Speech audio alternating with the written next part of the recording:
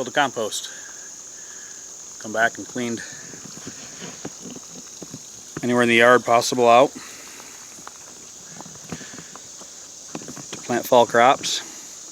Started spreading the compost that we have that's for the most part finished on top of these beds. So now I have a pile of yard waste, some comfrey that I've cut up.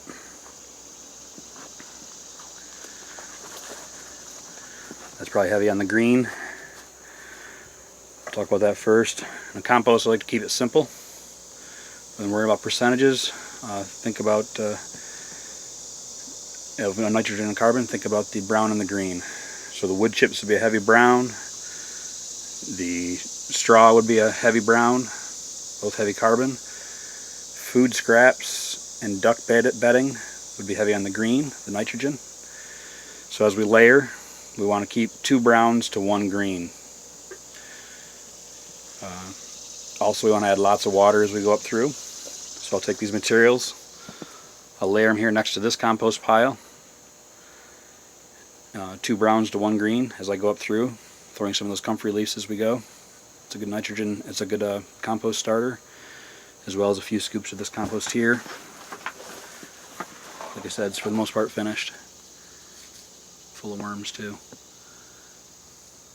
A little moist, I can squeeze a little bit of water out of it, but not much. That's a beautiful compost. Breaks right apart. Smells great. Break this in my face. It smells great. It's an indicator that it's not full of ammonia, that it's not anaerobic. It's full of oxygen. Alright, I'm babbling, so we'll stop here and I'll come back when I've got the pile built. We'll have a look. Boy, is that a good time and listen for a second.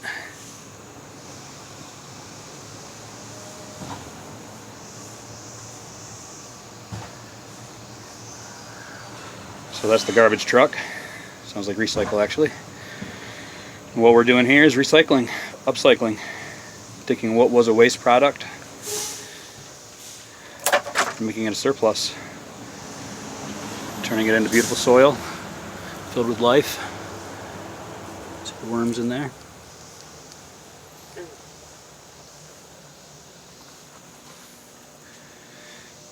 Layered it. 2 browns to 1 green. Heavy carbon, nitrogen, heavy carbon, nitrogen. Watered it very well.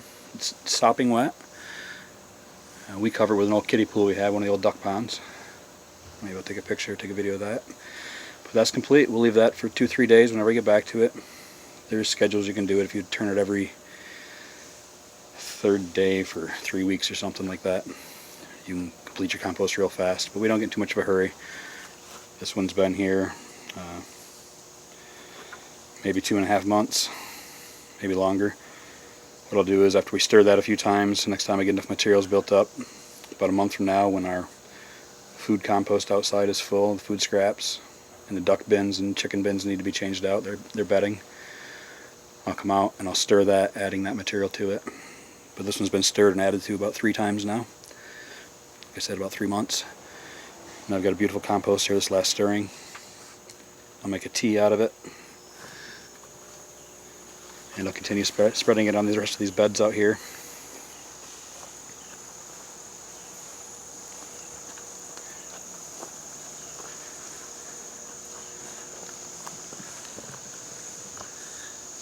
You can see me dripping with sweat. It's also good exercise. It is energy intensive. Composting in place is a lot easier, and we do a lot of that.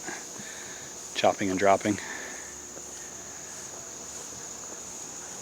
But doing that hot compost adds a lot as well.